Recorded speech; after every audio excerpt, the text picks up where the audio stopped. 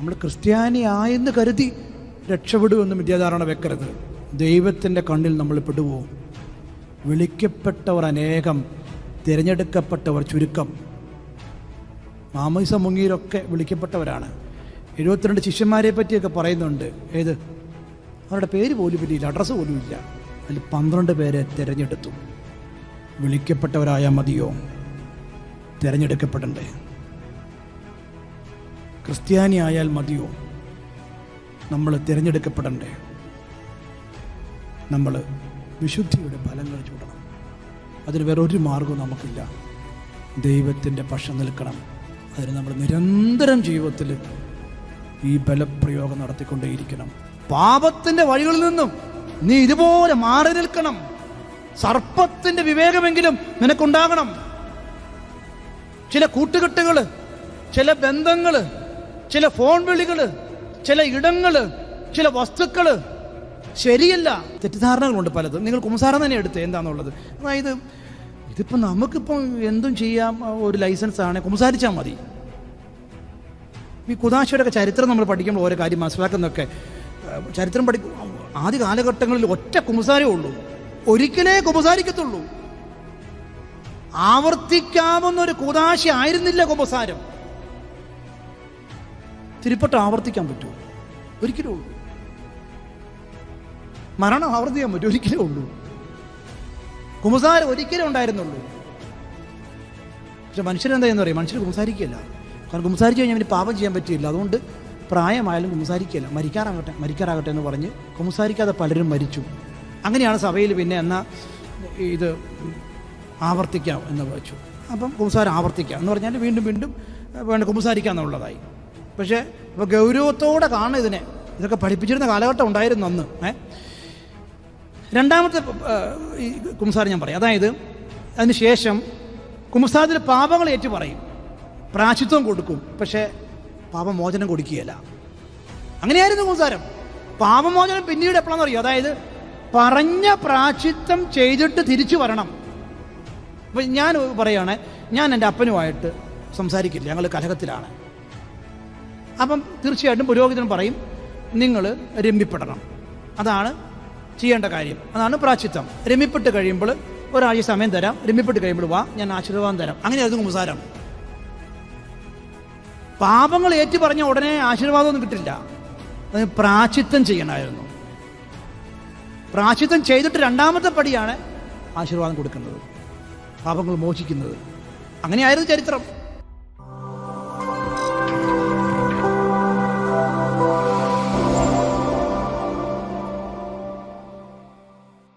വചനം കേട്ട ആദ്യ ക്രൈസ്തവർ അല്ലെങ്കിൽ ക്രൈസ്തവരായി തീർന്നവർ ഞങ്ങൾ എന്ത് ചെയ്യണമെന്നുള്ള ചോദ്യം ആണ് ചോദിക്കുന്നതൊക്കെ. ഇത് നമ്മൾ പല ആവർത്തി നമ്മൾ ബൈബിളിൽ കാണുന്ന രംഗമാണ്. വചനം കേൾക്കുന്നു, പിന്നെ ഒരു പ്രവൃത്തിയിലേക്ക് മാറുകയാണ്. യോഹന്നാൻ, സ്നാപകയോഹന്നാൻ വചനം പറഞ്ഞു. ഭയങ്കര ഭീകരമായിട്ട് വചനം പറയുന്നതൊക്കെ, അത് വിളിച്ചത് കണൽ സന്തതികളെന്നൊക്കെ. അതെല്ലാം കേട്ടിട്ട് നല്ല ഫലം കായ്ക്കാത്ത വൃക്ഷങ്ങളെല്ലാം വെട്ടി തീരെറിയപ്പെടും. ജനക്കൂട്ടം അവനോട് ചോദിച്ചു, ഞങ്ങൾ എന്താണ് ചെയ്യേണ്ടത്? ഈ ഒരു ചെയ്യേണ്ട കാര്യം നടക്കാതെ പോയാൽ ഇത് പ്രഘോഷിക്കുന്നതുകൊണ്ട് അർത്ഥമില്ല. ഇത് പ്രവൃത്തിയുടെ തലത്തിലേക്ക് കൊണ്ടുവരാനുള്ളതാണ് നമ്മുടെയൊക്കെ വിളി എന്ന് പറയുന്നതൊക്കെ. ഇവിടുന്ന് ഞാനൊരു അമ്പ് എയ്യുമ്പോൾ ഒരു ലക്ഷ്യമുണ്ട്. എഴുതെന്ന് പറഞ്ഞിട്ട് കാര്യമില്ല, ലക്ഷ്യത്തിൽ ചെല്ലേണ്ടത്. ഇതുപോലെ ഒരു യാത്ര തുടങ്ങുമ്പോൾ ലക്ഷ്യമുണ്ട്, അവിടെ എത്തുന്നില്ലെങ്കിലോ? വചനം നമ്മൾ എപ്പോഴും പറഞ്ഞു, ഇത് പ്രഘോഷിക്കപ്പെട്ട് കഴിയുമ്പോഴേ, ഇത് ഞാൻ പറയുന്ന എൻ്റെ ഗുണോ അല്ലെങ്കിൽ നിങ്ങളുടെ ഗുണമോ അല്ല, പറയുന്ന എനിക്കും കേൾക്കുന്ന നിങ്ങൾക്കും ഏതെങ്കിലും മേഖലയിൽ, പ്രവൃത്തിയുടെ മേഖലയിലേക്ക് നമ്മളെ നയിക്കുന്നില്ലെങ്കിൽ ഇതിങ്ങനെ വായിച്ചും കേട്ടും പറഞ്ഞും നമ്മൾ ജീവിക്കും. ഇതിൻ്റെ ഊർജ്ജസ്വലത, അതായത് സന്ധിബന്ധങ്ങളിലേക്കും ആത്മാവിലേക്കും തുളച്ചു കയറാനുള്ള അതിൻ്റെ ശക്തി അത് നിർജീവമായിട്ട് പോകും. അപ്പം പ്രവൃത്തിയുടെ തലത്തിലേക്ക് നമ്മൾ മാറണം. അപ്പോൾ അത് വളരെ മനോഹരമായിട്ട് ഇതിനകത്ത് അത് തുടർന്ന് പറയുന്നുണ്ട്. എന്താ പ്രവൃത്തിയുടെ തലം? നമുക്കിത് വളരെ ക്ലിയറാണ് ബൈബിളിൽ. അവൻ പറഞ്ഞു, രണ്ടുടുപ്പുള്ളവനൊന്നും ഇല്ലാത്തവന് കൊടുക്കട്ടെ, ഭക്ഷണമുള്ളവൻ അങ്ങനെ ചെയ്യട്ടെ. ചുങ്കക്കാർ സ്നാനം സ്വീകരിക്കാൻ വന്നു, അവരും അവനോട് ചോദിച്ചു, ഞങ്ങൾ എന്ത് ചെയ്യണം? അവൻ പറഞ്ഞു, നിങ്ങളോട് ആജ്ഞാപിച്ചിട്ടുള്ളതിൽ കൂടുതൽ ഈടാക്കരുത്. അപ്പോൾ ഈ കേൾക്കുന്ന ഈ പറയുന്ന ഓരോരുത്തരും ഓരോ മേഖലയിൽ പ്രവർത്തിക്കുന്നവർ, അവർക്ക് വേണ്ടി ഒരു വചനം കേൾക്കും. ഓരോരുത്തരും ചെയ്യേണ്ട കാര്യങ്ങളുണ്ട്. അതൊരു പുരോഹിത നിലയിൽ ഞാൻ ചെയ്യേണ്ട കാര്യങ്ങളുണ്ട്, ഒരപ്പൻ ചെയ്യേണ്ട കാര്യങ്ങളുണ്ട്, മക്കൾ. അതിനെപ്പറ്റി പരാമർശങ്ങളൊക്കെ ബൈബിളിൽ പറയുന്നത്. ഇതില്ലാതെ പോയ ദുരന്തമാണ് ഇതൊക്കെ. അപ്പം അത് അങ്ങനെ വചനം നമ്മളെ ഓർമ്മപ്പെടുത്തുന്ന ഒരു വലിയ സത്യത്തെപ്പറ്റി നമ്മൾ ചിന്തിക്കുന്നതൊക്കെ. അതായത് അടിസ്ഥാനപരമായിട്ട് നമ്മളെ നശിപ്പിക്കുന്ന 3 കാര്യങ്ങളെപ്പറ്റി പറയുന്നതൊക്കെ: സുഖലോലുപത, മദ്യാസക്തി, ജീവിത വ്യഗ്രത.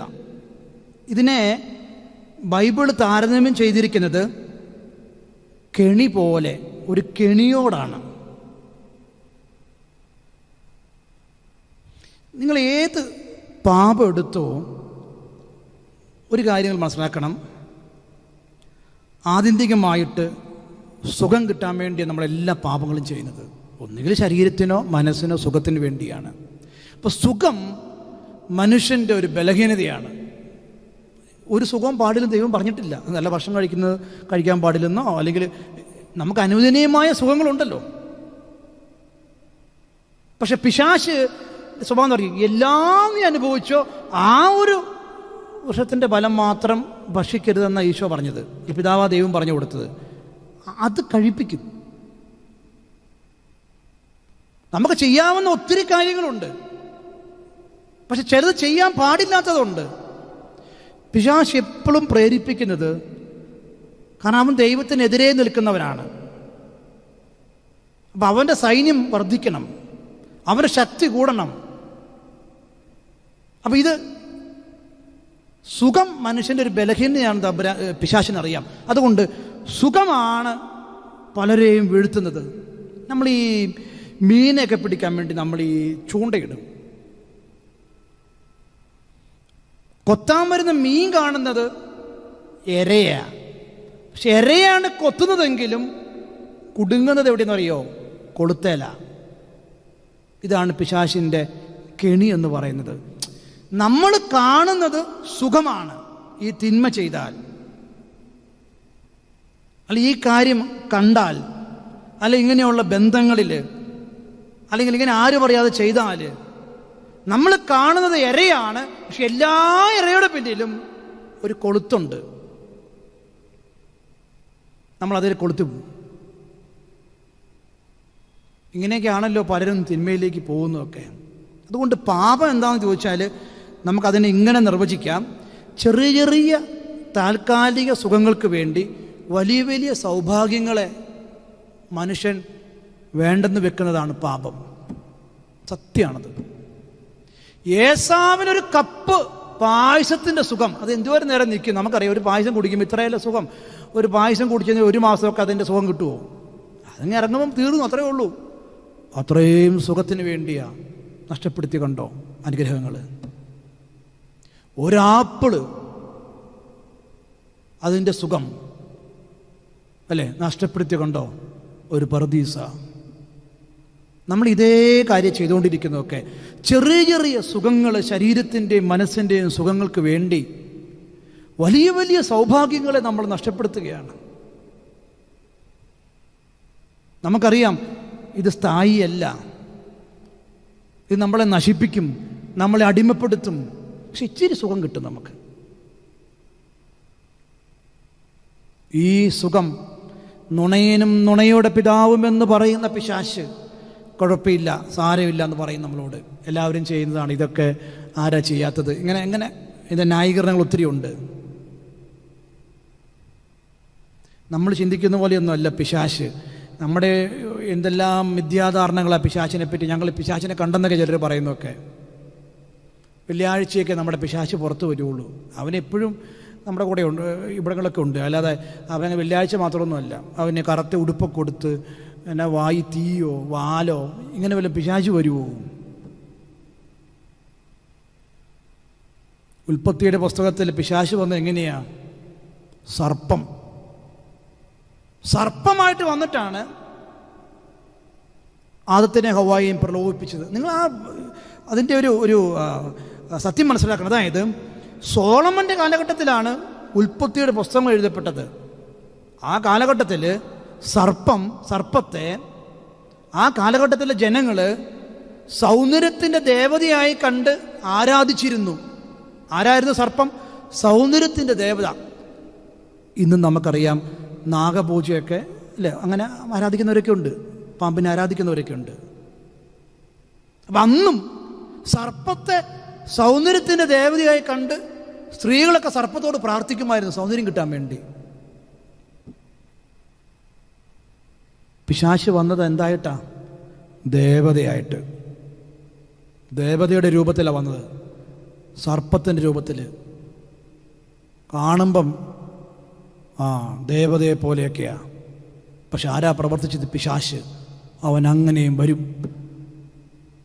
അതുകൊണ്ട് ഈശോ പറയും, നിങ്ങൾ സർപ്പങ്ങളെ പോലെ വിവേകമുള്ളവരായിരിക്കണം. ഈ കാലഘട്ടത്തിൽ വിവേകത്തിൻ്റെ കുറവുണ്ട് നമുക്ക്. നമ്മൾ മനുഷ്യരെയൊക്കെ അങ്ങോട്ട് ഓരോന്നങ്ങ് വിശ്വസിക്കുകയാണ്. എന്ത് കാര്യം അങ്ങനെ ഒരു വാട്സപ്പ് മെസ്സേജ്, അല്ലെങ്കിൽ അവർ പറഞ്ഞ കാര്യങ്ങൾ, അല്ലെങ്കിൽ നമ്മളങ്ങ് വിശ്വസിക്കാം മനുഷ്യരെ അങ്ങോട്ട്. ഇവരൊക്കെ മാലാഖന്മാരാണ്, നല്ലവരാണ്, സഹായിക്കാൻ വരുന്നവരാണ്, നമ്മൾ ചിന്തിക്കുവാണ്. വിവേകം സർപ്പത്തിൻ്റെ, മനുഷ്യനോട് ദൈവം പറഞ്ഞ് സർപ്പത്തെ കണ്ടുപിടിക്കുക. എന്നെ ഈ പാമ്പിൻ്റെ പ്രത്യേകത, എത്ര പ്രത്യേകത! ഒന്ന്, ഒരു ശത്രുവാണെന്ന് കണ്ടാൽ പാമ്പ് അവിടെ നിൽക്കില്ല. നിങ്ങൾ ഒരു പാമ്പ് ഓടിച്ചിട്ട് കടിക്കൊന്നുമില്ല, അത് ഓടിപ്പോവുകയേ ഉള്ളൂ. ശത്രുവാണെന്നറിയാം. അത് പകല് പുറത്തേക്ക് വരില്ല, സാധാരണ രാത്രിയിലേ വരുള്ളൂ. അതിനറിയാം പകല് പോകുന്ന അപകടമാണെന്ന്. അതിന് വിവേകമുണ്ട്, വിവരമുണ്ട്. ഇത് നല്ല സമയമല്ല. ഏതൊരു മനുഷ്യന്റെ കാൽപാദത്തിൽ ഒച്ച കേട്ടാൽ പാമ്പ് ഓടിപ്പോകും, അല്ലെങ്കിൽ അത് പരുങ്ങും, പിന്നെ മുന്നോട്ട് പോകില്ല. പാപത്തിന്റെ വഴികളിൽ നിന്നും നീ ഇതുപോലെ മാറി നിൽക്കണം. സർപ്പത്തിന്റെ വിവേകമെങ്കിലും നിനക്കുണ്ടാകണം. ചില കൂട്ടുകെട്ടുകള്, ചില ബന്ധങ്ങള്, ചില ഫോൺ വിളികള്, ചില ഇടങ്ങള്, ചില വസ്തുക്കള് ശരിയല്ല. നമ്മൾ അതിനോടൊന്നും വിട പറയില്ല. ഒരു അഡ്ജസ്റ്റ്മെന്റാ പലർക്കും ജീവിതം. പൗലോസ്ലിഹയൊക്കെ അത്ര മനോഹരമായിട്ട് അതിനെപ്പറ്റിയൊക്കെ പഴയ മനുഷ്യനെ നിങ്ങൾ ദൂരെ എറിയണം എന്നൊക്കെ പറഞ്ഞിട്ടുണ്ട്. പറയും അടുത്ത് പിന്നെ നമ്മൾ പോയി എടുക്കാൻ സാധ്യതയുണ്ട് ആ സ്വഭാവങ്ങളൊക്കെ വീണ്ടും.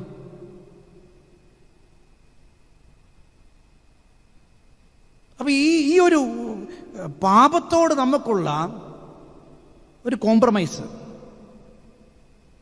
അവിടെയാണ് ദൈവത്തിന് പ്രവർത്തിക്കാൻ പറ്റാത്തത്. രണ്ട്, നമുക്കറിയാം ഒരു പാമ്പിനെ നിങ്ങൾ വടിക്ക് തല്ലിക്കേ,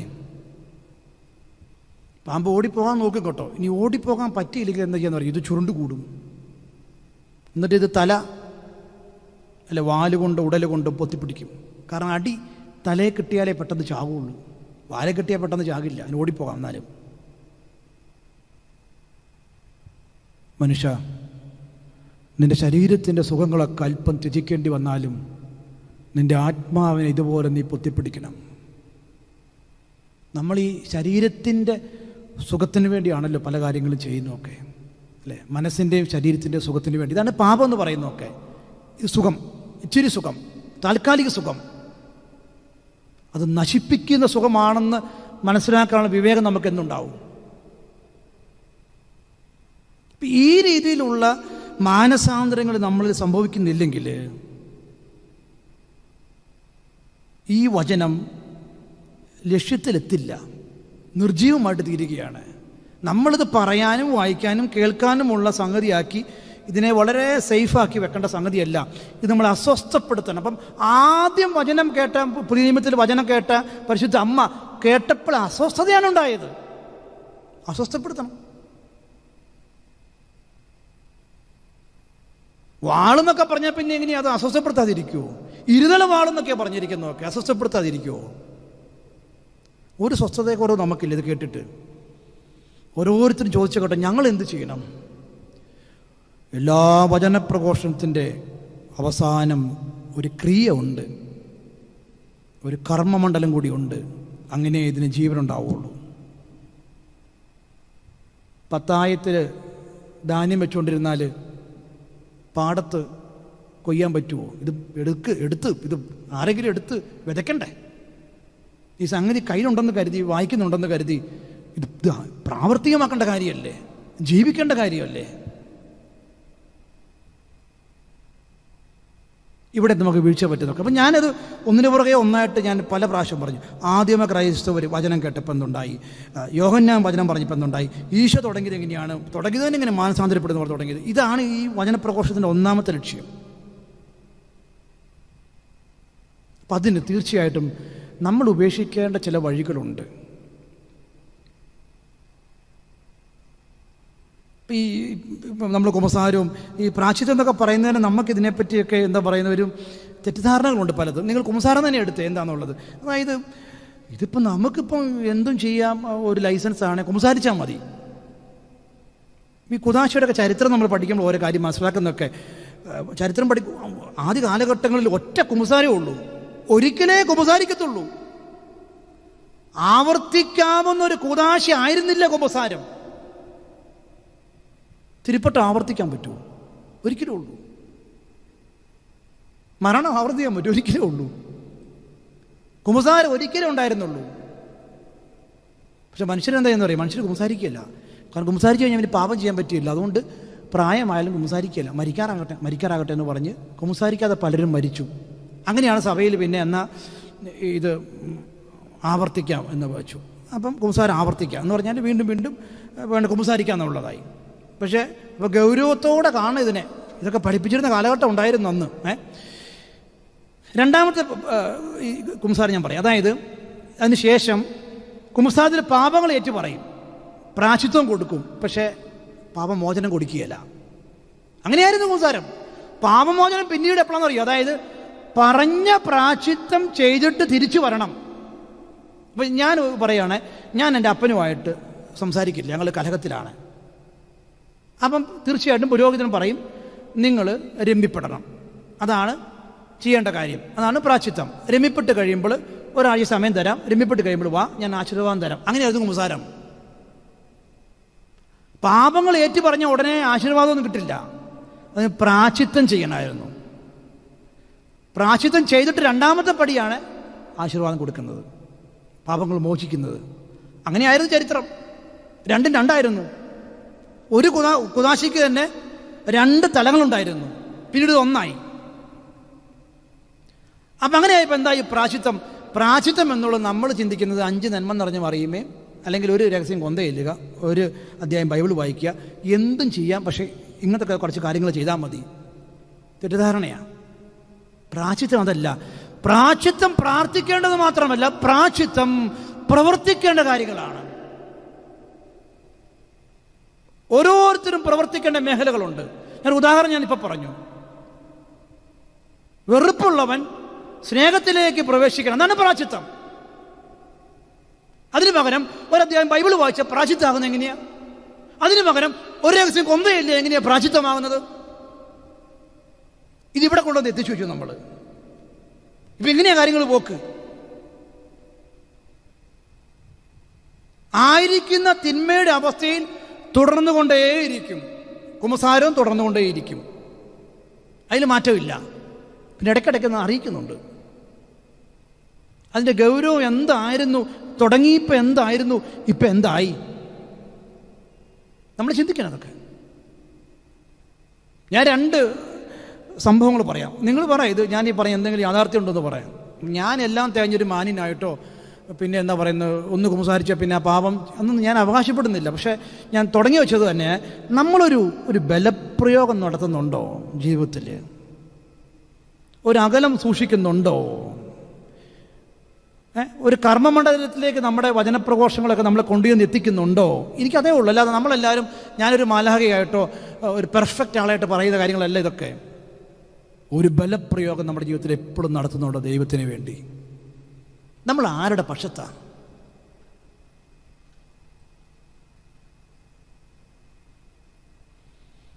രണ്ട് സംഭവങ്ങൾ ഞാൻ പറയാം.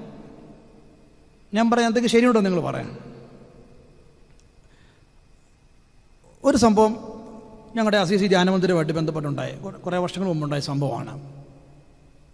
ഞായറാഴ്ചയായിരുന്നു അവിടെ ഈ ധ്യാനങ്ങളൊക്കെ തുടങ്ങുന്ന ദിവസം. അന്ന് വൈകുന്നേരം 5:30 മണി 6 മണിയൊക്കെ ആകുമ്പോൾ എല്ലാവരും ധ്യാനം കൂടേണ്ടവരൊക്കെ വരും. രജിസ്ട്രേഷനൊക്കെ കഴിഞ്ഞ് പിന്നെ കുർബാനയാണ് 6:30 മണിക്ക്. എല്ലാവരും പള്ളിയിൽ കയറി. ഞാനാണ് അന്ന് കുർബാന ചെയ്യുന്ന ആൾ. അന്ന് ഞാൻ അവിടുന്ന് കുർബാനയെല്ലാം വേണ്ടി ധ്യാനമന്ദിരത്തിലേക്ക് വരികയാണ്. ഗേറ്റിൻ്റെ അവിടെ ഒരു മനുഷ്യൻ, ചെറുപ്പക്കാരൻ പയ്യനാണ്, നിപ്പുണ്ട്. അദ്ദേഹം എന്നെ കണ്ടപ്പോൾ, ഞാൻ ഉടുപ്പില്ല, എന്നെ കണ്ടപ്പോൾ എന്നോട് പറഞ്ഞു, എനിക്കൊന്ന് കുമ്പസാരിക്കണമെന്ന് പറഞ്ഞു. ഞാൻ പറഞ്ഞു, ധ്യാനിക്കാൻ വന്ന ആളാണോ? അതെ. എന്നാൽ ചൊവ്വാഴ്ചയാണ്, കുമ്പസാരമുണ്ട്, ഒരുങ്ങി ക്ലാസ്സൊക്കെ ആയിട്ട് ഒരുങ്ങി ചൊവ്വാഴ്ച കുമ്പസാരിക്കാം, അതുകൊണ്ട് ഇപ്പം വേഗം കുർബാനയ്ക്ക് വരാൻ പറഞ്ഞു. എനിക്കും കുർബാനയ്ക്ക് ചെല്ലണം, ഞാൻ കുർബാന ചെല്ലുമെന്ന് പറഞ്ഞു. അതാ പറയില്ല, എനിക്കിപ്പോൾ കുമ്പസാരിക്കണം അച്ഛാ, എന്നെ കുമ്പസാരിപ്പിക്കണം. നീ പോകുന്നില്ലല്ലോ? ഇല്ല. ഇവിടെ ഉണ്ട്, ചൊവ്വാഴ്ച കുമ്പസാരിക്കാം. ഇല്ല അച്ഛാ, എനിക്കിപ്പോൾ എന്നെ കുമ്പസാരിപ്പിക്കണം പ്ലീസ്. ഞാൻ ചോദിച്ചു, എന്നെ ഇത്ര വലിയ കാര്യം എന്നാ നീ? ഞാൻ എൻ്റെ അമ്മയെ പട്ടിയെ കഷ്ണം കൊണ്ട് തല്ലി, എന്തോ പ്രശ്നമുണ്ട്, കഞ്ചാവ് അങ്ങനെ ആയിരിക്കും, എനിക്കറിഞ്ഞുകൂടാ. അമ്മയുടെ കയ്യിലെങ്ങാണ്ട് ചെറിയ ഫ്രാക്ചർ എങ്ങനെ ഉണ്ടായി. എൻ്റെ അമ്മ എന്ത് ചെയ്യടാ? അമ്മയും കൊണ്ട് നാട്ടുകാർ ആശുപത്രിയിൽ പോയി. ഞാനിങ്ങോട്ട് ഓടി ധ്യാനം കൂടാൻ വന്നതാണ്. നമ്മൾ അവനോട് എന്നാ പറയേണ്ടത്? അമ്മയുടെ ഒരു കൈ ഒടിഞ്ഞല്ലേ, ഒരു കാര്യം ചെയ്യും, കുഴപ്പമില്ല, 5 നന്മ നിറഞ്ഞ മറിയുമ്പോൾ ചൊല്ലി പ്രാർത്ഥിച്ചാൽ മതി, നീ സമാധാനത്തോടെ ധ്യാനം കൂടിക്കോ എന്നാണോ പറയേണ്ടത്? അതോ നീ ധ്യാനം കൂടിയിട്ട് ഒരു കാര്യവുമില്ല, നീ പോയി അമ്മയുടെ കാലെ പിടിച്ച് ക്ഷമ പറ, ആ അമ്മയെ ശുശ്രൂഷിക്ക്, എന്നിട്ട് തിരിച്ച് വീട്ടിൽ അമ്മയൊക്കെ വന്നു കഴിഞ്ഞ് സമയമുള്ളപ്പോൾ വന്നൊരു ധ്യാനം കൂടിയാൽ മതി. അതാണ് നിൻ്റെ ധ്യാനം, അതാണ് നിൻ്റെ കുമ്പസാരം, അതാണ് നിൻ്റെ പ്രായശ്ചിത്തം. ഏതാ പറയണ്ടേ? അമ്മയെ തല്ലിയാലും അപ്പനെ തല്ലിയാലും 5 നന്മ നിറഞ്ഞ മറിയുമേ ചൊല്ലി തീരുന്ന കേസാണോ? അത്രയേ ഉള്ളൂ കുമ്പസാരം? അതാണോ പ്രായശ്ചിത്തം? ഇങ്ങനെയൊക്കെ ഇതായി മാറുന്നുണ്ട്. രണ്ടാമത്തെ സംഭവം കേൾക്ക്, നിങ്ങൾ പറയാതാ ശരിയെന്ന് പറയാം.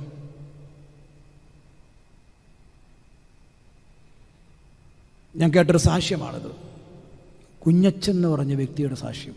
കുറേ വർഷം മുമ്പാണ്, വയനാടുകാരനെ കണ്ടെന്ന് തോന്നുന്നു. അദ്ദേഹം കുടിയനാണ്, മദ്യപാനിയാണ്. കുടിച്ചിട്ട് വീട്ടിൽ വന്ന് തെറിപ്പാട്ടും പാത്രം എടുത്ത് നശിപ്പിക്കലും അല്ല, അങ്ങനെ കുടിയന്മാരോട് ജീവിക്കുന്ന വലിയ കഷ്ടമാണ്.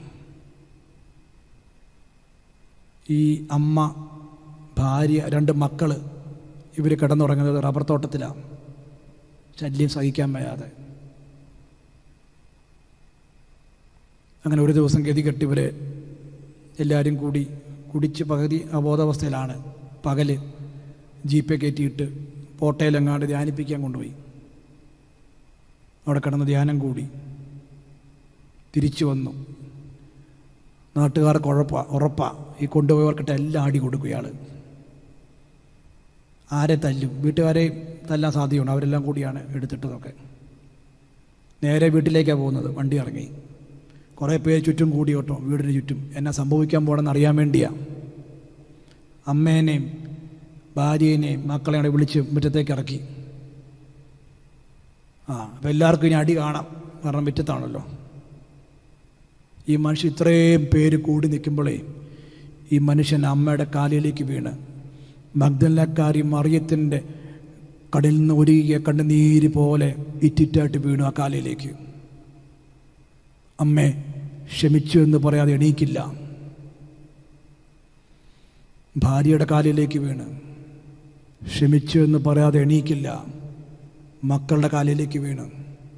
ഇതാണ് കുമ്പസാരം. ഇതിൻ്റെ ഏറ്റുപറച്ചിലാണ് കുമ്പസാരക്കൂട്ടി സംഭവിക്കേണ്ടത്. ഇങ്ങനെയൊക്കെയാണോ നമ്മൾ ഈ കൂദാശയെ കാണുന്നത്?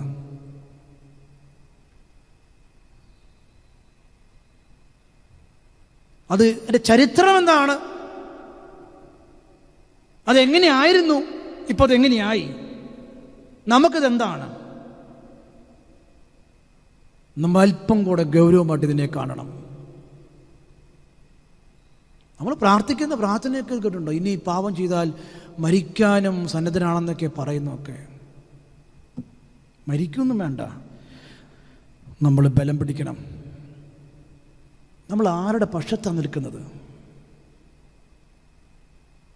നമുക്ക് ഈ സുവിശേഷം തരുന്നതൊക്കെ നല്ല വാർത്തയാണ്. നിങ്ങൾ ആ ലൂക്കായുടെ സുവിശേഷം 15-ാം അധ്യായം എടുത്ത് വായിക്കുക. ദൈവത്തിൻ്റെ കരുണയെ നമ്മൾ ചിന്തിച്ച് നോക്കിക്കുക. ഈ കരുണയാണ് നമ്മൾ നിരന്തരം അതിനെ ചൂഷണം ചെയ്യുക. ചൂഷണം.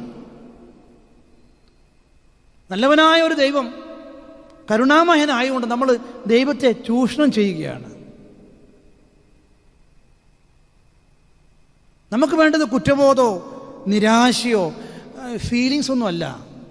നമുക്കവിടെ ചില സുബോധം ഉണ്ടാകണം. ധൂർത്തപുത്രനുണ്ടായത് അവിടെ കിടന്നുകൊണ്ട് കരച്ചിലോ പിഴിച്ചിലോ പിന്നെ എന്നാ സെൻറ്റിയോ അല്ലെങ്കിൽ ഇതൊന്നും അല്ല. സുബോധമുണ്ടായി. തെറ്റുപറ്റി എനിക്ക്, ഞാൻ തിരുത്തും, ഞാൻ തിരിച്ചു പോകും. ഇതാണ് മാനസാന്തരം. എത്ര മനോഹരമായിട്ടാണ് ആ സംഭവമൊക്കെ നമ്മൾ വായിക്കുന്നതിൽ. ദൈവം എത്രയോ നല്ലവനും കരുണാമയനുമാണ്. ഓരോ കാര്യങ്ങളും വളരെ പ്രധാനപ്പെട്ടാണ്, അർത്ഥവത്താണ്. കൊഴുത്ത ഒരു കാളക്കുട്ടിയെ കൊന്നു എന്നൊക്കെ പറയുന്നുണ്ട്. ശരിക്കും അതിൻ്റെ ട്രാൻസ്ലേഷൻ നമുക്കറിയാം. ഇത് മലയാളത്തിലേക്ക് വരുമ്പോൾ 2-3 കഴിഞ്ഞു അല്ലേ? അപ്പോൾ അതുകൊണ്ട് ഇതിൻ്റെ ഭാഷയ്ക്ക് ചിലപ്പോൾ കുഴപ്പമൊക്കെ ഉണ്ട്. ഇംഗ്ലീഷിൽ വാക്കിങ്ങനെയാണ് ഫാറ്റൻഡ് കൗ എന്ന് പറയുന്നത്. എന്ന് പറയാം, ഫാറ്റ് എന്ന് പറയുന്നത് കൊഴുപ്പിച്ച. ഫാറ്റ് നമുക്കറിയാം, കൊഴുപ്പിച്ച എന്നായിരുന്നു. പക്ഷെ കൊഴുത്ത എന്ന ബൈബിൾ എഴുതിയിരിക്കുന്നത്, മലയാളം ബൈബിളിൽ. അപ്പോൾ ഈ കൊഴുപ്പിച്ച എന്ന് പറയുമ്പോൾ എന്താണ്? അതായത് ഈ മകൻ വീട് വിട്ട് പോയപ്പോൾ ഈ അപ്പൻ ഒരു കാളക്കുട്ടിയെ വാങ്ങിച്ച് തീറ്റ കൊടുത്ത് കൊഴുപ്പിച്ചു. എൻ്റെ മകൻ വരും. നമ്മളൊക്കെ എങ്ങനെ വീട് വിട്ട് പോയാൽ നമ്മുടെ തുണി കൂടെ കത്തിച്ചു കളയും വീട്ടുകാർ. ഈ അപ്പൻ കണ്ടോ, ആ കൊഴുപ്പിച്ച കാളക്കുട്ടിയില്ലേ, കൊല്ലു എൻ്റെ മകൻ വന്നു. നമ്മളതിൻ്റെയൊക്കെ ഒത്തിരി ആന്തരികാർത്ഥങ്ങളുണ്ട്. ആരായിരുന്നു ഈ മകൻ? ഇവൻ സ്വന്തം ദേശം വിട്ട് ദൂരദേശത്തേക്ക് പോയി എന്ന് പറയുന്നത്. അതായത് എന്ന് പറഞ്ഞാൽ ഇവൻ സമറിയക്കാരുമായിട്ട് അടുത്ത് ഇടപഴകിയവനാ എന്ന് പറഞ്ഞാൽ അശുദ്ധി. പന്നികളിലൂടെ കടന്നവനാ, അശുദ്ധി. നിയമങ്ങൾ, യഹൂദ നിയമങ്ങളൊക്കെ അനുസരിക്കാത്തവനാ. ഇവനെയാണ് ഒരു അപ്പൻ ഒരു ഉപാധിയില്ലാതെ സ്വീകരിക്കുന്നതൊക്കെ. ഈ കരുണ നമ്മൾ അനുഭവിച്ചിട്ട് നമുക്ക് എന്ത് മാറ്റാൻ വരുന്നതൊക്കെ ജീവിതത്തിൽ. നമ്മൾ ഈ പേടിപ്പിക്കുന്ന കാര്യമൊന്നും പറയണ്ട. സ്നേഹത്തെപ്പറ്റി ഓർക്ക്, കരുണയെപ്പറ്റി ഓർക്ക്. അർഹിക്കാത്ത എന്തുമാത്രം കരുണ നമ്മൾ സ്വീകരിച്ചിട്ടുണ്ട് ദൈവത്തെ പക്കൽ നിന്ന്. അപ്പം ആ ഒരു സംഭവം തന്നെ അതാ സൂചിപ്പിക്കുന്നു, ഓരോന്നോരോന്നായിട്ടൊക്കെ. ആ മകൻ വന്ന് പറയുന്നത് കണ്ടോ, എന്നെ ഒരു ദാസനായിട്ട് സ്വീകരിച്ചാൽ മതി. നോ, നീ ഏത് പന്നിക്കുഴിയിലേക്ക് പോയാലും, എത്രമാത്രം അശുദ്ധിയിലേക്ക് പോയാലും, നീ ആരൊക്കെയായിട്ട് കൂട്ടുകൂടിയാലും, നീ എൻ്റെ മകൻ തന്നെയാണ്. നിന്റെ പുത്രത്വം, സൺഷിപ്പ് അതൊരിക്കലും പോകില്ല. നമ്മൾ ദൈവത്തിൻ്റെ മക്കളാണ്. ഇതാണ് നമുക്ക് വേണ്ട ഏറ്റവും വലിയ ബോധ്യം. ഈ മക്കൾക്ക് പന്നിക്കുഴി പോയ സമാധാനം കിട്ടുമോ? ഈ മക്കൾക്ക് പിശാചിന്റെ കൂടെ പോയ സമാധാനം കിട്ടുമോ? നാണയം നഷ്ടപ്പെട്ടു പോയി. വീണ്ടെടുക്കപ്പെട്ടപ്പോൾ സ്വർണം വെള്ളിയായോ? സ്വർണം തന്നെയാണ്. അതിൻ്റെ സത്ത അതൊരിക്കലും മാറില്ല. നമ്മൾ മക്കൾ തന്നെയാണ്, നമ്മൾ സ്വർണം തന്നെയാണ്. അവനെ യജമാനനായിട്ട്, ആ യജമാനൻ, അപ്പൻ അവനെ അടിമയായിട്ടല്ല സ്വീകരിച്ചത്, മകനായിട്ടാണ്. ഇതാണ് ദൈവത്തിൻ്റെ സ്നേഹം. ആട് നഷ്ടപ്പെട്ടു പോയി. നഷ്ടപ്പെട്ടു പോയതിനെയല്ലേ എടുത്ത് തോളത്ത് വെച്ചത്. നഷ്ടപ്പെട്ടു പോയത് കൊണ്ട് അത് പട്ടിയോ പൂച്ചയായോ? ആട് തന്നെയല്ലേ. നമ്മൾ ദൈവത്തിൻ്റെ മക്കൾ തന്നെയാണ്. ഇതാണ് സുവിശേഷം. നഷ്ടപ്പെട്ടു പോയതിനു വേണ്ടി ഞാൻ ഇന്നലെ പറഞ്ഞു, നീതിമാന്മാരെ തേടിയല്ല ഞാൻ വന്നിരിക്കുന്നത്, പാപികളെ തേടിയാണ്. നഷ്ടപ്പെട്ടു പോയതെല്ലാം വീണ്ടെടുക്കപ്പെടണം. അതിനുവേണ്ടിയാണ് ഈ സുവിശേഷം പ്രഘോഷിക്കപ്പെടുന്നത്. തമ്പുരാന്റെ കൂടെ വഴിതെറ്റി നടന്നവര് അല്ലേ, അതായത് അവർ വഴിതെറ്റിപ്പോയപ്പോൾ തമ്പുരാൻ അവരെ കൂടെ നടന്നു, എമ്മാവൂസിലേക്ക് പോയവരുടെ കൂടെ. എന്നിട്ട് എന്താ ഉണ്ടായതെന്നറിയോ? ഈ വചനപ്രഘോഷണം കഴിഞ്ഞപ്പോൾ, ഈ സംഭാഷണം കഴിഞ്ഞപ്പോൾ റൂട്ട് മാറി. നമ്മളീ ദിവസങ്ങളിലൊക്കെ എമ്മാവൂസിലായിരിക്കാം. അതിനൊക്കെ ഓരോ അർത്ഥങ്ങളുണ്ട്, നമുക്കറിയാമല്ലോ അതൊക്കെ. എമ്മാവൂസ് പടിഞ്ഞാറാണ്, ഇരുട്ടിലേക്ക് പോവുകയാണ്. ജെറുസലേം വിട്ട് എമ്മാവൂസിലേക്ക് പോകുകയെന്ന് പറയുന്നതൊക്കെ. ജെറുസലേം കിഴക്ക് ദേവാലയമുള്ളിടമാണ്. അവർ പോകുന്നത് എമ്മാവൂസിലേക്കാണ്. അവരുടെ യാത്ര ഇരുട്ടിലാണ്, വഴിതെറ്റിപ്പോവുകയാണ്. അവർ കൂടെ നടന്നു, അവനെ കേട്ടു, അവരുടെ റൂട്ട് മാപ്പ് പതുക്കെ മാറി. ഇതാണ് ഓരോ വചനപ്രഘോഷണം കഴിയുമ്പോൾ സംഭവിക്കേണ്ടത്. നമ്മൾ അറിഞ്ഞോ അറിയാതെ ആയിരിക്കാം ജീവിതത്തിൻ്റെ ചില സമയങ്ങളിൽ ഇങ്ങനെ എമ്മാവൂസിലേക്ക് പോകുന്നവരാ. അവരവസ്ഥ നിരാശപ്പെട്ട് ജീവിതത്തിൽ വരുമ്പോൾ എമ്മാവൂസിലേക്ക് പോകും. നിരാശയുണ്ടായിരുന്നു, വിദ്വേഷവും വെറുപ്പും ഉണ്ടായിരുന്നു, തകർന്നുപോയ മനുഷ്യരായിരുന്നു, ഭയം ഉണ്ടായിരുന്നു. നമ്മുടെയൊക്കെ ജീവിതത്തിൽ സംഭവിക്കുന്നതാണ്. എന്നാൽ ഈ ദൈവത്തിൻ്റെ വചനം നമ്മൾ കേട്ട് കഴിയുമ്പോൾ നമ്മളിൽ മാറ്റം സംഭവിക്കണം. നമ്മൾ മകനാണെന്നുള്ള ബോധ്യമുണ്ടാകണം. അതുകൊണ്ട് ഇത് കഴിയുമ്പോൾ ഒരു നിരാശയോ കുറ്റബോധമോ അല്ല വേണ്ടത്. ഞാൻ ഓർക്കാറുണ്ട്, 5 ഭർത്താക്കന്മാരുടെ പിന്നാലെ പോയ സമരിയാക്കാരി സ്ത്രീ, അവളെ ആദ്യത്തെ വചനപ്രഘോഷക. അവൾ പറഞ്ഞ വചനം കേട്ടിട്ട ഒരു ജനം ഈശോയെ അന്വേഷിച്ചു വന്നത്. എങ്ങനെയുണ്ട്? മഗ്ദലക്കാരി മറിയം തിന്മയിൽ ജീവിച്ചവളാ. ഉയർത്തെഴുന്നേറ്റ ക്രിസ്തു ആദ്യം പ്രത്യക്ഷപ്പെട്ടത് മറിയത്തിനാ. ദാവീദ് വ്യഭിചാരം ചെയ്തവനാ, കൊലപാതകം ചെയ്തവനാ. ദാവീദിന്റെ വംശത്തിൽ നിന്നാണ് ഈശോ ജനിക്കുന്നത്. ഇതാണ് ദൈവത്തിൻ്റെ കരുണ. നമ്മുടെയൊക്കെ പാപങ്ങൾ ദൈവം എണ്ണി വെച്ചിരുന്നുവെങ്കിൽ, നമ്മൾ അഹങ്കരിക്കുന്നുണ്ട്, ഇങ്ങനെയൊക്കെ ജീവിച്ചിട്ടൊരു കുഴപ്പമില്ലല്ലോ അല്ലേ? ഈ മനുഷ്യൻ്റെ പ്രത്യേകത ഇതാ, ഇപ്പോൾ കുഴപ്പമൊന്നുമില്ലല്ലോ, ഇങ്ങനെ ജീവിച്ചിട്ടൊരു കുഴപ്പമില്ലല്ലോ. നമ്മൾ വീണ്ടും വീണ്ടും അഹങ്കാരത്തിലേക്കും നെഗളത്തിലേക്കും പോവുകയാണ്, ലൈസൻസ് ആയിട്ട് എടുക്കുകയാണ് അതൊക്കെ. എന്നാ നമ്മൾ ഈ അപ്പൻ്റെ സ്നേഹം തിരിച്ചറിയുന്നത്, അതിന് പറയുന്ന പേര് മനസാന്തരം. അതാണ് സംഭവിക്കേണ്ടത്.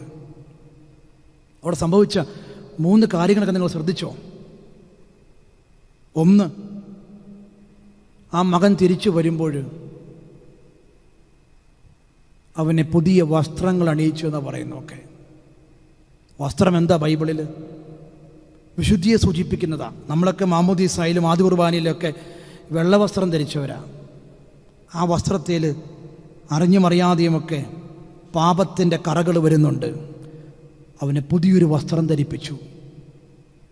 2, ഒരു മോതിരം. അതെന്താ? ബന്ധങ്ങളെ സൂചിപ്പിക്കുന്നതാ. നീ മകൻ തന്നെയാണ്. അങ്ങനെയാണല്ലോ വിവാഹമൊക്കെ അല്ലെ, മോതിരം അണിയിച്ചുകൊണ്ടാണ്. 3, ഒരു കൊഴുത്ത കാളക്കുട്ടിയെ അവന് വേണ്ടി കൊന്നു. ഇന്നും ഈ ആദ്യത്തെ 2 സംഭവിക്കുന്നുണ്ട് ഓരോ കുമ്പസാരത്തിലും. അത് ആത്മാർത്ഥമായ ഒരു ഏറ്റുപറച്ചിലും അനുതാപത്തോടെ ആണെങ്കിൽ. 3-ാമത്തെ കാര്യം മാത്രം സംഭവിക്കില്ല. കൊഴുത്ത കാളക്കുട്ടിയെ കൊല്ലില്ല, പകരം അവൻ്റെ ശരീരരക്തങ്ങൾ ഈ അൾത്താരയിൽ മുറിക്കപ്പെടും. നമ്മൾ ഭക്ഷിക്കുന്ന വിരുന്ന് അവൻ്റെ ശരീരമാണ്. അത് സ്വീകരിക്കുമ്പോൾ ഈ വസ്ത്രം ധരിച്ചവർ, ഈ മോതിരം അണിഞ്ഞവർ ആ കൃപ അനുഭവിക്കും. അല്ലാതെ ഒരു മാജിക്ക് കുർബാനയ്ക്കില്ല. അങ്ങനെ ആയിരുന്നെങ്കിൽ ആദ്യത്തെ മാജിക്ക് സംഭവിക്കേണ്ടിയിരുന്ന യൂദാസിൻ്റെ ജീവിതത്തിലല്ലേ? ആദ്യം മുറിച്ചു കൊടുത്ത അവനല്ലേ? അവൻ മാറിയോ?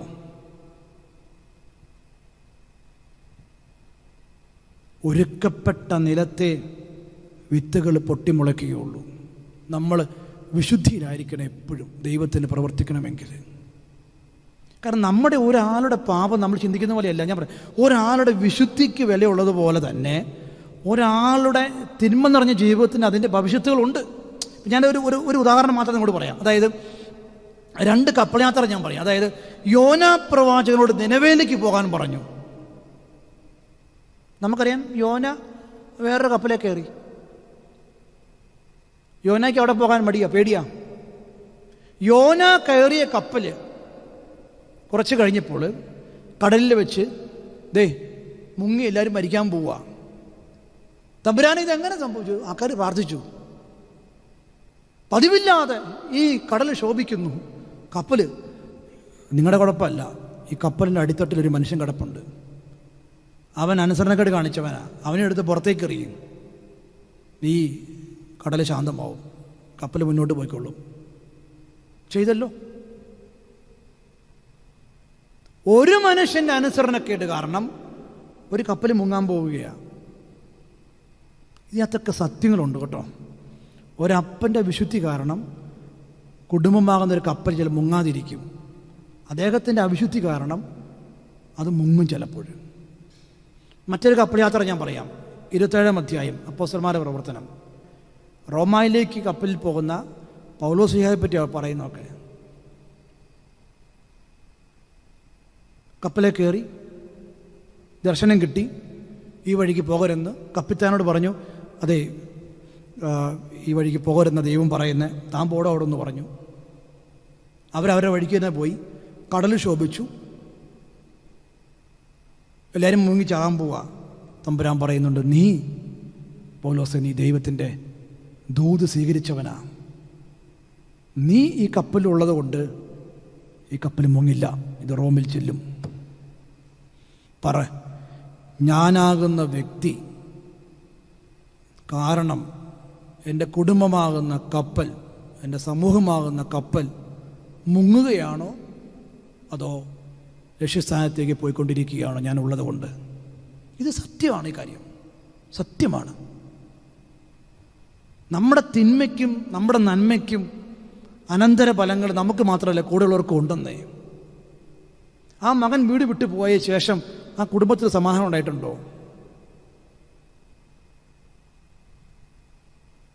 ഒരു മകൻ നമ്മുടെ വീട്ടിൽ വഴിതെറ്റി പോവുകയോ ജയിലിൽ കിടക്കുകയോ അല്ലെങ്കിൽ പോലീസിൽ പിടിക്കുകയോ നമുക്ക് സമാധാനം ഉണ്ടാവുമോ? നാണക്കേട് അവനാണോ അതോ വീട്ടുകാർക്കാണോ? അവൻ ജയിലിൽ കിടക്കുമല്ലേ. എല്ലാവരുടെയും തിന്മയ്ക്ക് അങ്ങനെയാണ്. 10 പേരുണ്ടോ സോദോം ഗൊമോറയിൽ? നശിപ്പിക്കില്ല. 10 പേര് മതി. അപ്പം നമ്മുടെ നന്മയ്ക്ക് നിങ്ങൾ പറഞ്ഞാണ്, നന്മയ്ക്ക് വിലയുണ്ടോ?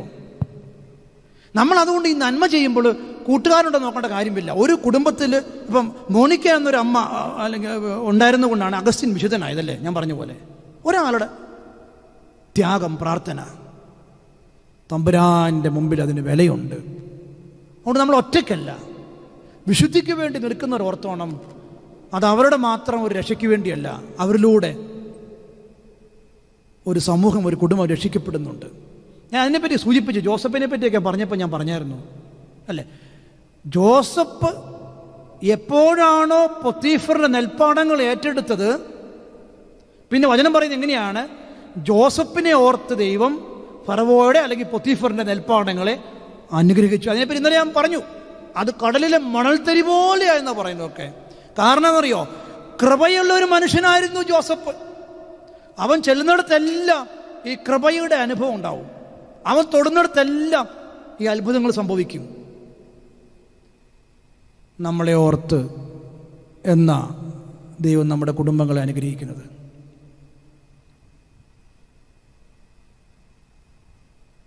ഈ ഞങ്ങൾ പുരോഹിതന്മാരുടെ മധ്യസ്ഥൻ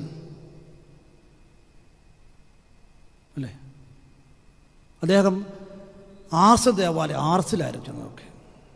പഠിക്കാൻ ബുദ്ധിയോ വിവരമില്ലാത്ത അച്ഛനായിരുന്നു. പക്ഷെ അദ്ദേഹത്തിൻ്റെ ഒരു പുണ്യം, ത്യാഗം, പ്രാർത്ഥന വഴി ഒരു ഇടവക രക്ഷപ്പെട്ടില്ലേ. ഇതിനൊക്കെ വിലയുണ്ട്, നമ്മുടെ പുണ്യത്തിനൊക്കെ.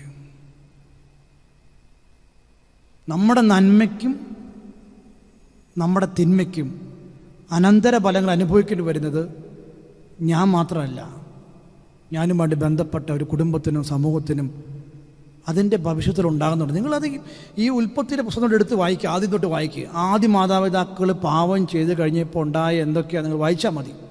ഓരോന്നോരോന്നെടുത്ത് അതിൻ്റെ പടികളായിട്ട്. ദൈവമായിട്ടുള്ള ബന്ധം ആദ്യം നഷ്ടപ്പെട്ടു പോയി. അതുകൊണ്ട് ഞാൻ പറഞ്ഞത്, പാപം ചെയ്ത് കഴിയുമ്പോൾ സാംസന്റെ ജീവിതത്തിലെ സംഭവങ്ങളൊക്കെ നിങ്ങൾ മനസ്സിലാക്കേണ്ടതായി 16-ാം അധ്യായത്തിൽ അതിനെപ്പറ്റി നമ്മൾ വായിക്കുന്നുണ്ട്. ന്യായാധിപന്മാരുടെ പുസ്തകത്തിൽ 16-ാം അധ്യായത്തിൽ ഇതാണ് പാപം ചെയ്തത്. അവൾ സാംസൺ ഫിലിസ്ത്യർ നിന്നെ ആക്രമിക്കാൻ വരുന്നു, അപ്പോൾ അവൻ ഉറക്കമുണർന്ന് പറഞ്ഞു, മറ്റവസരങ്ങളിൽ എന്ന പോലെ തന്നെ ഞാൻ രക്ഷപ്പെടും, എന്നെ തന്നെ സ്വതന്ത്രനാക്കും. കർത്താവ്, കേട്ടോണേ, കർത്താവ് അവനെ വിട്ടുപോയ കാര്യം അവൻ അറിഞ്ഞില്ല. കാരണം അവൻ തിന്മ ചെയ്തു, പാപത്തിലാ. ആരായിരുന്നു അറിയോ? സാംസൺ സിംഹത്തിനെ ഇങ്ങനെ കീറി കളഞ്ഞവനാ 2 കൈ കൊണ്ട്. 1000 പേരെ കഴുതയുടെ താടിയല് കൊണ്ട് തോൽപ്പിച്ചവനാ. മനസ്സിലായോ? ദുരന്തം കണ്ടോ? ഈ കണ്ണ് ചുഴന്നോണ്ട് പോവാ ചങ്ങലക്കിട്ട്. കർത്താവിൻ്റെ ആത്മാവ് വിട്ടുപോയ പിന്നെ എന്താ കാര്യമുള്ളത് നമുക്ക്? അപ്പം ദൈവവുമായിട്ടുള്ള ബന്ധം നഷ്ടപ്പെട്ടു പോയി. അപ്പം അങ്ങനെ ഒരാളൊരു സമൂഹത്തിലുണ്ടെങ്കിലോ കുടുംബത്തിലുണ്ടെങ്കിലോ ആ വ്യക്തിയിലൂടെ വരുന്നത് എന്താ? അതുകൊണ്ടാണ് സക്കേവൂസ് സിക്കമൂർ മരത്തിൻ്റെ മുകളിൽ കയറി ഒളിച്ചിരുന്നു. കാരണം ദൈവമായിട്ട് ബന്ധപ്പെടാൻ പറ്റില്ല. എല്ലാ ദിവസവും പിതാവായ ദൈവം ആദത്തിനെ ഹവ്വയും കാണാൻ വരുമായിരുന്നു. അന്നും വന്നു, അവർ ഒളിച്ചിരുന്നു. പാപം നഷ്ടം വരുത്തുമോ? പറയാം. ഒന്നാമത് നഷ്ടം എവിടെ വരുന്നെന്ന് നോക്കിക്കുക. പിന്നെ ഉണ്ടായ ദുരന്തങ്ങൾ നിങ്ങൾ വായിക്കുക തുടർന്ന് എന്ത്. അപ്പോൾ നമ്മൾ ഒരു ബോധ്യം ഇതിനെപ്പറ്റി, നമ്മൾ വിശുദ്ധിക്ക് വേണ്ടി നമ്മൾ വില കൊടുത്താൽ നമ്മൾ നടത്തുന്ന ബലപ്രയോഗങ്ങൾ നമ്മൾ എപ്പോഴും വിജയിച്ചെന്ന് വരില്ല. അപ്പം നമ്മൾ വീണ് പോകാം. നിങ്ങൾ ബലം പിടിക്കുമ്പോൾ നമ്മൾ വീണ് പോകാം. ഞാനും നിങ്ങളും വീണ് പോകാം. അതിനാണല്ലോ കുമ്പസാരം. പക്ഷെ ബലം പിടിച്ചിട്ടാണോ വീണത്? ബലപ്രയോഗം എന്ന് പറയുമ്പോൾ അങ്ങനെയാണല്ലോ, വീണ് പോകും. ചിലപ്പോൾ വീണ് പോകാം. ആത്യന്തികമായിട്ട് നമ്മൾ ചിന്തിക്കേണ്ടത് ഇതാണ്. നമ്മുടെ കുടുംബങ്ങളൊക്കെ തിരുക്കുടുംബങ്ങളായിട്ട് മാറണമെങ്കിൽ കൃപയുള്ള അമ്മമാരെ നമുക്ക് വേണം, നീതിമാനായ അപ്പന്മാരെ നമുക്ക് വേണം. അവിടെ മാത്രമേ നമ്മുടെ മക്കളൊക്കെ ജ്ഞാനത്തിലും പ്രായത്തിലും മാത്രമല്ല ദൈവത്തിൻ്റെയും മനുഷ്യരുടെയും പ്രീതി വളർന്നു വരികയുള്ളൂ. അതിന് ഞാനും നിങ്ങളും അനുദിന ജീവിതത്തിൽ ദാനിയേൽ ബലം പിടിച്ചതുപോലെ ജോഷുവ നിൽക്കുന്ന പോലെ നിൽക്കേണ്ടി വരും. അതുപോലെ പ്രലോഭനമുണ്ട്. ഉൽപ്പത്തി 4:7 നമ്മൾ വായിക്കുന്നുണ്ട്. പാപം പതിയിരിക്കുന്നത് നിന്റെ വാതിൽക്കപ്പടിയിലാണ്. തീർന്നില്ല, അത് നിന്നെ പ്രലോഭിപ്പിച്ചു കൊണ്ടേയിരിക്കുകയാണ്. നിന്നിൽ താല്പര്യം ഉണ്ടെന്നാണ് പറയുന്നതൊക്കെ വചനം കൃത്യം പറഞ്ഞത്. അപ്പം നമ്മളിത് അന്വേഷിച്ച് പോകണ്ട. അത്രമാത്രം പ്രലോഭനത്തിൻ്റെ കാലഘട്ടത്തിൽ ജീവിക്കുന്നതൊക്കെ. പക്ഷെ ദൈവം ഒരു ജനത്തെ എപ്പോഴും ഇങ്ങനെ സംരക്ഷിക്കുന്നുണ്ട്. നമ്മളാണവർ. നമ്മളിലൂടെയാണ് ഈ ദൈവം തുടങ്ങി വെച്ച രക്ഷാകര ദൗത്യം പൂർത്തീകരിക്കപ്പെടേണ്ടതൊക്കെ. കർത്താവിൻ്റെ കണ്ണുകൾ എപ്പോഴും ഇങ്ങനെ നമ്മളെ നോക്കുന്നുണ്ട്, തൻ്റെ ശക്തി പ്രകടിപ്പിക്കാൻ. ഇത് സ്വീകരിക്കാൻ ആൾക്കാരില്ല, അതാ പ്രശ്നം. കഴിവുള്ളവരുണ്ട്, ബുദ്ധിയുള്ളവരുണ്ട്, സാമർഥ്യമുള്ളവരുണ്ട്. കൃപയുള്ളവരെവിടെയാണ്? അവരോട് ദൈവം പ്രവർത്തിക്കും. പ്രഭാഷകൻ്റെ പുസ്തകമൊക്കെ നമ്മൾ 45-ാം അധ്യായത്തിലൊക്കെ അതിനെപ്പറ്റി പരാമർശമൊക്കെ ഉണ്ട്. 6-ാമത്തെ വാക്യമൊക്കെ നമ്മളിങ്ങനെ വായിക്കുന്നുണ്ട്. ലേവി ഗോത്രത്തിൽപ്പെട്ടവനും മോശയുടെ സഹോദരനും മോശയെപ്പോലെ തന്നെ വിശുദ്ധി ഉണ്ടായിരുന്നവനുമായ അഹറോനെ ദൈവം തിരഞ്ഞെടുത്തു. അപ്പോൾ തിരഞ്ഞെടുക്കാൻ കാരണം എന്താ? മോശയെ തിരഞ്ഞെടുക്കാൻ കാരണം 80 വയസ്സാണ്, പ്രായ മനുഷ്യനാണ്, വിക്കനാണ്.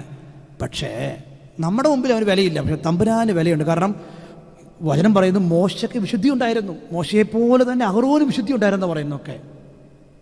അത് ലേവി ഗോത്രത്തിൽപ്പെട്ടതുകൊണ്ടൊന്നുമല്ല. ലേവി ഗോത്രം എന്ന് പറഞ്ഞാൽ പുരോഹിത ഗണമാണ്, അതുകൊണ്ടല്ല. അങ്ങനെ ഒത്തിരി പേരുണ്ട്, അതിൽ ഇവരെ മാത്രം തിരഞ്ഞെടുത്തു.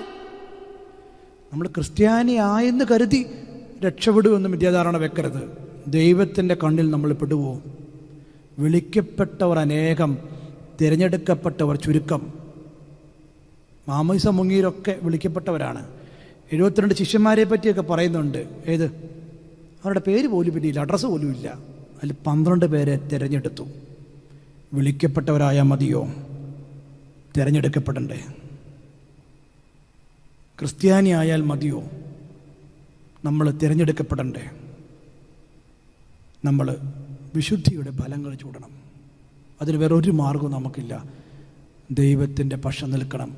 അതിന് നമ്മൾ നിരന്തരം ജീവിതത്തിൽ ഈ ബലപ്രയോഗം നടത്തിക്കൊണ്ടേയിരിക്കണം. പലതിനോടും വേണ്ട വേണ്ട എന്ന് പറയണം. ഓരോ പ്രലോഭനം കഴിയുമ്പോഴും ഓരോ അഭിഷേകമുണ്ട്. ഇതാണ് ഇതിൻ്റെ സത്യം. അത് നമ്മൾ സ്വീകരിക്കണം.